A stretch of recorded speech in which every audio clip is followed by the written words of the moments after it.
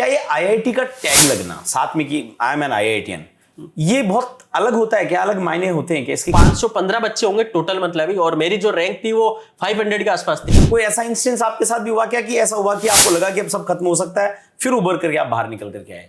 90% वाला बच्चा भी एक बार आईआईटी करने के बारे में सोचने के बारे में झिझकता है, और आप तो हिंदी मीडियम से, सरकारी स्कूलों से, चुरू से निकले, 10वीं में 67% थे। जब भी आपके दिमाग में आईआईटी शब्द सुनने में आता है, आईआईटी का मतलब समझ में आता है कि शायद वो बच्चे जिनके 98% होते होंगे, जिनके 99% होते होंगे, या बहुत ही इंटेलिजेंट बच्चे। ये बात तो ठीक है आपकी कि आईआईटी में वही बच्चे पहुंचते हैं जो इंटेलिजेंट हैं, बट इंटेलिजेंसी का आपने और हमने जो पैमाना बना रखा है, जो खांचा बना रखा है कि केवल जिसके 98% आए वही बच्चा आईआईटी पहुंचेगा, तो आज का हमारा ये वीडियो उस मिथक को तोड़ता हुआ वीडियो है। इस वीडियो में देखेंगे कि धोरों की धरती, जहां की गर्मी पूरे हिंदुस्तान ही नहीं पूरी दुनिया को तपा देती है, उन्हीं चोरों के उन धोरों से निकल करके एक लड़का नरेंद्र बुडानिया सीकर पहुंचता है और एक्सीडेंटली आईआईटी ज्वाइन करता है। कोई प्लान नहीं था कि आईआईटी क्या होती है, एक्सीडेंटली घूम रहे हैं, घूमते घूमते अचानक से एक इंस्टीट्यूट के बाहर बच्चों की भीड़ दिखती है, उसको लगता है यहाँ क्या हुजूम है, कौन सा जादू चल रहा है। अंदर जाके पहुंचता है, कुछ लोग बैठ करके उसको समझाते हैं कि ऐसे कोई आईआईटी करके जगह होती है। बच्चे के दिमाग में आती है कि यार इतने लोग हैं, जुलूस निकलते हुए देखता तो लगता है कि यार बिना शादी के घोड़ी पर बैठने का मौका मिल रहा है, बिना किसी बात को किए हमारा सम्मान जो मंत्रियों का सा हो रहा है। और ऐसे करके वहां से उसके मन में आईआईटीएन बनने का विचार आता है, और उस विचार को लेकर के वो अपनी तैयारी शुरू करता है। 10वीं में केवल 67%, और मजे की बात देखिए कि 12th के साथ में आईआईटी का सिलेक्शन हो जाता है, लेकिन 12th में 67% रह जाती है, इसलिए 12th रिपीट करना पड़ता है। चिंता ये नहीं कि मैं आईआईटी में कैसे पहुंचूंगा, चिंता ये कि 12th को कैसे पास करूं ताकि आईआईटी का रास्ता खुले। एक ऐसे बच्चे से मिलाने जा रहे हैं जो इस बात को साबित करता है कि आप यदि ये तय कर लेते हैं कि मुझे आईआईटी में जाना, और उसके लिए 2 साल की अपनी मेहनत लगा देते हैं, तो फिर आपके परसेंटेज का खांचा टूट जाएगा। नरेंद्र बुडानिया हमारे साथ हैं, रुड़की आईआईटी से आईआईटी इन्होंने पास आउट कर लिया है, और बेहद इंटरेस्टिंग स्टोरी के साथ आज आपको मिलाते हैं। नरेंद्र, बहुत बहुत स्वागत है आपका मैट्रिक्स में। Thank you sir.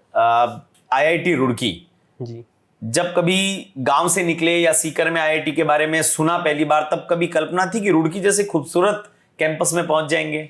नहीं सर, मतलब पता नहीं था कि रुड़की, सुना ही, नाम ही नहीं सुना था मैंने तो कभी, मतलब जब तक रुड़की नहीं गए, मतलब उससे पहले तो काफी अच्छा, मतलब कभी सुना नहीं होता। एक इंसिडेंट मैं आपको बताता हूँ। कॉलेज में हम फर्स्ट टाइम पहुंचे थे, तो पापा को जब मैं लेके गया था, तो मतलब पापा वैसे रेडी नहीं थे, बोले तुम ही करा लो यार एडमिशन वगैरह, जब पहले ही सब कुछ देखे हो। तो पापा को लगा होगा कोई सीकर का कोई कॉलेज होगा, ठीक है चक्कर का। तो पापा भी मेरे साथ पहली बार ही गए थे रुड़की। हम सुबह पहुंचे थे, तो एक इंसिडेंट बड़े फनी सा हुआ था कॉलेज में। हम फर्स्ट टाइम जब सुबह ऑलमोस्ट 5 बजे होंगे, तो अंधेरा सा ही था, तो जस्ट वो ऑटो वाले को किया, उसने कैंपस में छोड़ दिया।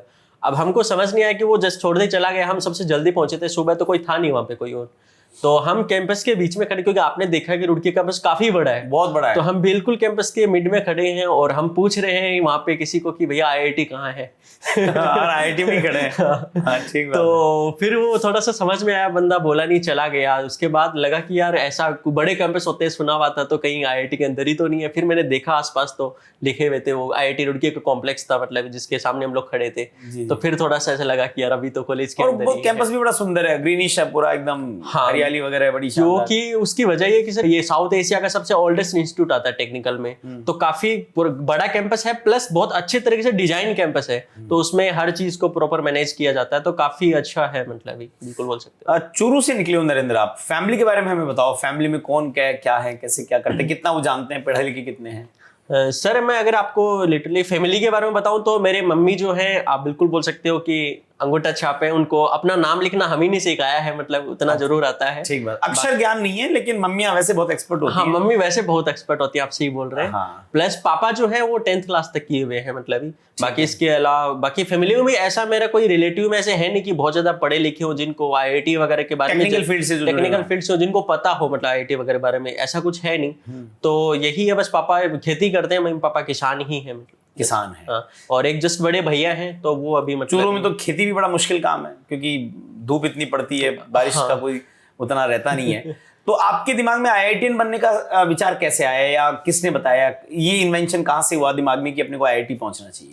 सर स्टोरी ऐसी रही कि मेरे को नहीं पता था, सच में आपको बताऊं तो 10th क्लास तक जब तक मैं सीकर नहीं आया, जैसे आपने बताया कि स्टार्टिंग में मेरे बारे में, तो मेरे को आईआईटी बारे में लिटरली कुछ नहीं पता था। हुआ ये था कि मैं पहली बार सीकर आया था जस्ट घूमने के पर्पज से, और कुछ घर पे कुछ बहाना चिपकाया था ऐसे ही कुछ, मतलब ही चूरू से बाहर निकल, हाँ चूरू से मेरे को जस्ट बाहर निकल, मैं पहली बार कहीं नहीं गया, चूरू से पहली बार सीकर में, मतलब अपने डिस्ट्रिक्ट से पहली बार बाहर निकला था। तो मेरे को बड़े शहर जाना था, बस इंस्पिरेशन यही थी। सीकर में आके यहाँ पे हम लोग जस्ट ऐसे शाम को घूमते थे, क्योंकि मैं घूमने ही आया था। हाँ। तो ऑलमोस्ट 5 से 7 ही दिन बीते होंगे, उसके बाद में मैं कोचिंग वाले एरियाज के अंदर पहुंच गया। और जैसे आपने बताया कि हम एक कोचिंग इंस्टीट्यूट के बाहर हमने देखा कि इतनी भीड़ लगी हुई है और ऐसे क्या हो रहा है यहाँ पे। हम तो पहली बार हम गए अंदर, तो हमको बताया गया ये आईआईटी वो आईआईटी, तो ज्यादा कुछ समझ में आया नहीं, बस ये समझ में आया कि यार कुछ बड़ा है, कुछ तो बड़ा है, मतलब जो हमारे लेवल से काफी ऊपर है। तो ऐसे ही करके फिर उसी टाइम पीरियड में वो जो रिजल्ट आते हैं जेईई वगैरह के, तो उसके जुलूस वगैरह मैंने देखे, तो जैसे आपने बताया कि वो मेरे लिए बड़ा ही इंस्पायरिंग था कि मतलब ऐसा क्या हो रहा है, जो आपने जैसे बोला कि गले में बिना शादी के मतलब ही माला घोड़ी ये सब चीजें मिल रही हैं। हाँ। तो वो चीज बहुत ही ज्यादा इंस्पायरिंग थी कि यार ऐसा काश मैं भी हो सकता हूँ क्या, मतलब मैंने ये सोचा है क्या ऐसा मेरे साथ भी हो सकता है। ठीक है, तो यही सोच के साथ कि यार क्या होता है आईआईटी, मतलब ही उसके साथ प्रिपरेशन, मतलब जब फिर जाना थोड़ा धीरे धीरे करके लोगों से पूछा आसपास, मतलब ही तो ऐसे करके पता चला कि आईआईटी क्या होता है। फिर मैंने ठाना कि यार नहीं, थोड़ा सा करते हैं हम, ये एक चांस तो लेते हैं। बस यही सर स्टोरी थी। मैट्रिक्स कैसे पहुंचे? सर मैट्रिक्स में पहुंचा कि जब मैंने 11th 12th भी यहीं से फाउंडेशन ही किया था, तो विथ 12th मेरा आईआईटी हो गया था, बट मेरे 12th के मार्क्स जो कट ऑफ थी वो जस्ट कुछ 2 नंबर से मेरे 67.8% बने थे, कट ऑफ थी 68.2%। तो वो 2 मार्क्स कम रहने की वजह से मैं कॉलेज नहीं ले सकता था, मतलब ही आईआईटी, और मेरे को आईआईटी ही जाना था एक्चुअली, ऐसा था। तो फिर ये था कि मैंने डिसीजन, मेरे लिए काफी ये एक प्रॉब्लम्स थी कि मैं जाऊं या रहूं, क्योंकि बहुत सारे लोग सजेस्ट कर रहे थे कि जो मिल रहा ले लो, बाद में पता नहीं यही नहीं मिलेगा। तो वो थोड़ा सा काफी चैलेंजिंग था। तो मैं नरेंद्र सर को जानता था स्टार्टिंग से, 11th 12th क्लास से सर ने पढ़ाया हुआ था। हाँ, नरेंद्र कॉक सर जो है उनको मैं स्टार्टिंग से जानता था, उनका काफी मतलब फेवरेट स्टूडेंट की लिस्ट में मैं रहा हूँ, क्योंकि मेरी केमिस्ट्री बहुत अच्छी थी।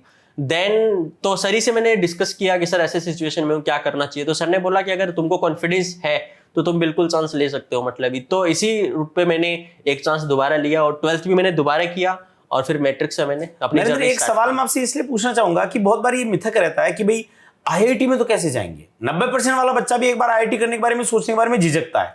और आप तो हिंदी मीडियम से, सरकारी स्कूलों से, चूरू से निकले, 10वीं में 67% थे, फिर भी आपका आईआईटी में हो गया, लेकिन 12th नहीं हुआ।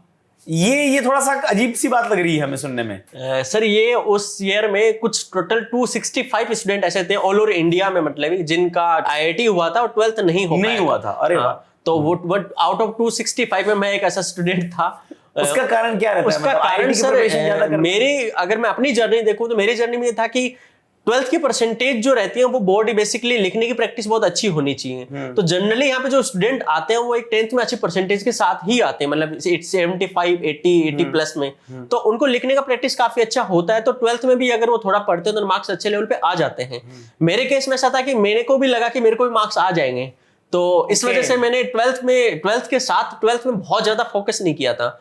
तो फोकस रखा आईआईटी की प्रिपरेशन पे। हाँ, फोकस आईआईटी जेईई की प्रिपरेशन में रखा था। तो प्लस मेरे पास लिखने की इतनी प्रैक्टिस नहीं थी, क्योंकि मेरी 10th की परसेंटेज भी इतनी अच्छी थी नहीं। तो और मेरा इंग्लिश को लेके खास करके बहुत ज्यादा वीक सब्जेक्ट रहा था। तो उस वजह से ही मैं 12th में सफर किया था, क्योंकि बताना चाहिए या नहीं चाहिए मुझे नहीं पता, बट मेरे इंग्लिश में आउट ऑफ 80 19 मार्क्स आए थे 12th के अंदर।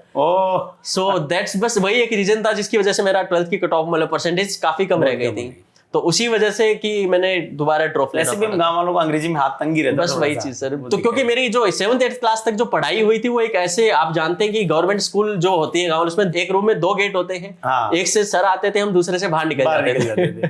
वो बड़ी वाली बसें चलती थी ना पहले, जिनमें एक गेट इधर से, उस टाइप के रूम होते थे, इधर से सर आए। और नीचे दरियों पे बैठते थे उस टाइम पे। आज भी वो चीजें याद है, भूलते नहीं। मतलब जब भी मैं जाता हूँ गाँव में जरूर स्कूल जाता हूँ, अगर 15 अगस्त या 26 जनवरी पे घर पे होता हूँ तो वो माहौल में मैं रहा हूँ। तो बस वही वजह थी कि क्योंकि पता नहीं था, एक्सीडेंटली जैसे आपने बोला कि आईआईटी प्रिपरेशन करने आए थे, तो वो एक 12th जो 11th 12th जो 12th वाला जो परसेंटेज वाला था, तो यही वजह थी मेरी। मैट्रिक्स की अपनी प्रिपरेशन में कोई ऐसी घटना आपको याद आती है कि जो आपके लिए आज भी भूलना मुश्किल है? सर घटनाएं तो बहुत सारी रही है। हाँ। बट क्या बताना चाहिए? आप बताओ कोई दिक्कत नहीं। तो जैसे अगर मैं पढ़ाई से रिलेटेड एक इंसिडेंट बात करूं, मतलब ही तो कुछ ऐसा हुआ था कि एक बार हमारा बैच था, 3 बैच थे हमारे टाइम में हिंदी मीडियम के, AH1 2 3। तो मैं AH1 में था, तो मॉर्निंग शिफ्ट में हमारा बैच लगता था। तो मेरे को पर्सनली इश्यूज थे क्योंकि मैं खाना बना के खाता था, तो मॉर्निंग में खाने का इश्यूज होता था, इसलिए मैंने बैच को शिफ्ट किया था दोपहर में अपने आप को। और हुआ ये कि उसी टाइम पीरियड में 2-3 पेपर में लगातार मेरे मार्क्स भी काफी कम आए। तो पता नहीं किन लोगों ने ऐसे रूमर्स फैला दिए कि मैं किसी के पीछे जा रहा हूँ, कहीं और लालच में जा रहा हूँ दूसरे किसी और रास्ते पे, IIT के रास्ते से भटक के किसी और रास्ते पे जाना स्टार्ट कर दिया हूँ। उस उम्र के उन घुमाओं की ओर घूम रहे हो जहाँ जाना नहीं है। तो फिर वही नरेंद्र सर के पास ये बात घूमते घूमते हुए पहुंची कैसे। तो नरेंद्र सर एक बार मेरे को बुलाया इसी केबिन में, जब वो पुरानी वाली बिल्डिंग थी, तो सर ने बोला कि भाई क्या चल रहा है। तो मैं बोला सर चल तो कुछ नहीं रहा है, मुझे नहीं पता आपको क्या न्यूज मिली है। तो फिर सर ने ऐसे करके समझाया कि बेटा अभी जो 4-6 महीने तुम्हारे पास में है, इसको ध्यान से दे लो। जैसे मैं एक चीज और पूछता हूँ कि कई बार हमारे लगता है कि ये IITian है। मैं एक ऐसा सवाल है जिसको हम लोग भी जानना चाहेंगे, क्या ये IIT का टैग लगना साथ में कि आई एम एन IITian, ये बहुत अलग होता है क्या? अलग मायने होते हैं क्या? इसके क्या मायने होते हैं? सर बहुत सारी चीजों में मैटर करता है। जैसे पहले हम जब IIT में थे तब हमको भी नहीं पता था कि कितना मैटर करता है, क्योंकि चारों तरफ IITians ही होते हैं, और जब हम बाहर नहीं जाते तो हमको नहीं पता इस टैग की कितनी वैल्यू है। बट जैसे अभी मैं कॉर्पोरेट में हूं, तो मैं वहां पे देखता हूं कि हाँ वहां पे मैटर करता है। आपकी पूरी लाइफ में ये चीज, अलग से किस इंस्टीट्यूट से आप पढ़े हुए, ये चीज लोग देख के एक पर्सपेक्टिव आपके बारे में बनाते हैं कि यार बच्चे का जो, देखो IIT से ये सिद्ध नहीं होता है कि जीनियस आदमी है, बट वो एक चीज सिद्ध करते हैं कि ये बच्चा मेहनती है, और इसको कोई काम दिया गया तो ये अपने टाइम पे, अपने उस लिमिट के अंदर है कि ये इसको कर लेगा। ये चीज एक लोग मानते हैं। वो जो IIT की गुडविल है वो हमारे साथ भी कैरी करती है, उसका ऑरा हमें भी बेनिफिट देता है। जी ठीक बात है। जैसे आपकी पूरी जो जर्नी रही है, उस जर्नी में अप्स एंड डाउन्स भी कभी आए होंगे कोचिंग वाले टाइम में? हाँ बहुत आए थे सर। क्योंकि जब मैं 11th क्लास में जब स्टडी करने आया था, तो मेरी जो रैंक आई थी, फर्स्ट रैंक, आज भी मेरे को वो स्टेज याद है कि अप्रोक्सीमेट 550 515 बच्चे होंगे टोटल और मेरी जो रैंक थी वो 500 के आसपास थी। लास्ट से शुरू कर रहे थे फिर लास्ट से 15 से 20 स्टूडेंट ही मेरे से जस्ट ऊपर थे। और मेरे साथ मेरे जो 10th स्कूल का टॉपर है वो भी आया था सीकरी कोचिंग करने के लिए। तो वो जब छोटे बैच होते हैं ऑलमोस्ट 100 बच्चों के, तो उसमें वो टॉप करता था। बट वो 500 बच्चों की जब एक साथ रैंक लगी तो उसकी भी कुछ 150 प्लस रैंक चली गई थी। तो वो उसके अगले दिन ही बैग पैक करके वापस घर चला गया। बट क्योंकि वो डिप्रेशन, क्योंकि जो बच्चा टॉपर रहा है उसके लिए 150 रैंक पे आना बड़ा ही डिप्रेसिंग होता है। हम तो टॉपर नहीं थे कभी स्कूल में भी, तो हम झेल गए उससे, अपनी चिंता नहीं थी कि क्या दिक्कत है, तो हम उस सदमे को झेल गए। उसके बाद में मेरी रैंक ऐसी धीरे धीरे लास्ट से इंप्रूवमेंट होती गई। तो बट सर मेरी एक चीज ये थी कि मैंने कभी रैंक पर फोकस नहीं किया। मैं हमेशा अपने आप, जो बोलते हैं कि खुद से ही कंपटीशन होता था कि यार मैंने जो किया है मैं उसे 4 चीज बेटर करूं। तो बस मैं इसी चीज को लेके मैंने हमेशा तैयारी करी थी। तो मेरे काफी धीरे धीरे रैंक ऑटोमेटिक ही इंप्रूवमेंट होती गई। नरेंद्र, एक सवाल और पूछना चाहूंगा आपसे कि जब अपन ये प्रिपरेशन करते हैं, चाहे जेई की हो या कोई भी बड़ी प्रिपरेशन हो, उस पूरी अवधि में, क्योंकि 1-2 दिन का काम होता नहीं है, साल 2 साल लगते हैं, बिल्कुल, कई बार हमारी लाइफ में ऐसी घटनाएं घट जाती हैं, कई बार ऐसा कुछ हो जाता है कि वो उस समय में बहुत घातक होता है, हमारे लिए खतरनाक होता है, हमारी उस समय की पूरी जर्नी को कहीं ना कहीं रोक सा देता है। कोई ऐसा इंस्टेंस आपके साथ भी हुआ क्या कि ऐसा हुआ कि आपको लगा कि अब सब खत्म हो सकता है, फिर उभर करके आप बाहर निकल करके आए?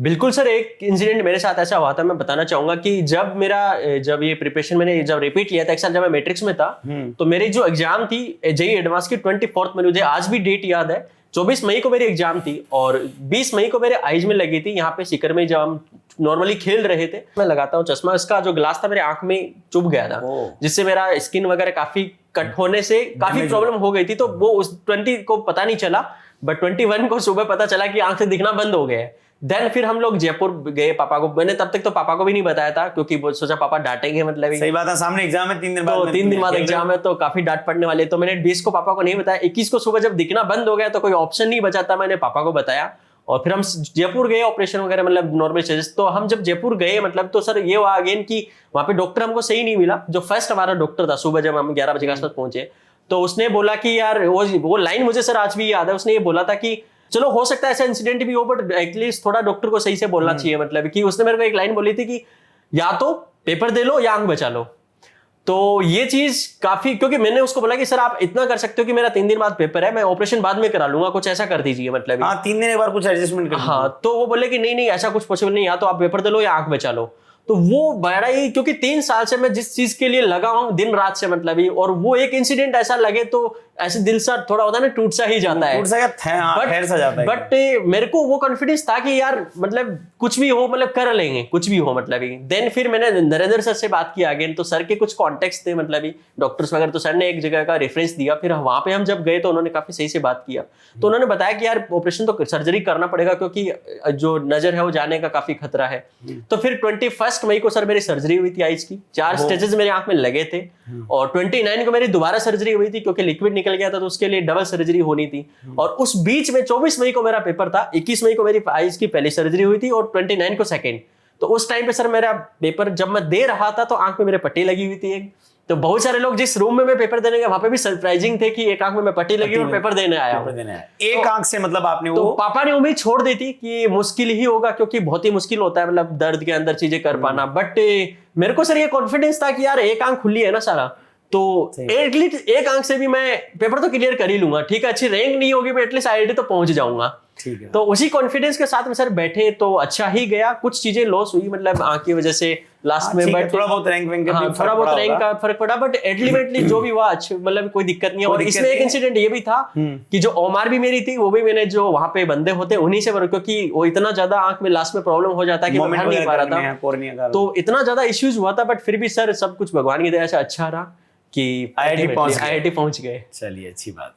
तो मैं ऐसे सिचुएशन में बताना चाहूंगा कि कभी कभी लाइफ में कुछ लोगों के आ जाते हैं तो वहां पे देखो आपके हाथ में नहीं है, जो आपके हाथ में आप वही कर सकते हैं मतलब। सही बात है। और उसमें बेस्ट रह के बेस्ट करिए तो सब कुछ अच्छा ही होगा। नहीं ऐसा होता है। आप तो आईआईटी में गए थे, चर्चा चल गई से मुझे याद आ गया कि मेरा 8वीं का पेपर था, मंडे से पेपर होने थे। मुझे फुटबॉल खेलने का बहुत शौक था, तो फुटबॉल खेलते समय मैं गोलकीपर था, किसी ने मारा शॉट यहाँ हाथ के लगी। अब लगती इतना भयानक पेन हुआ, मुझे लगा टूट गया। पर घर आके बताओ कि सोमवार को आपका टेस्ट है, शनिवार को आप खेल रहे हो। तो रात को मैं सो गया, सुबह उठा तो ये पूरा स्वेलिंग।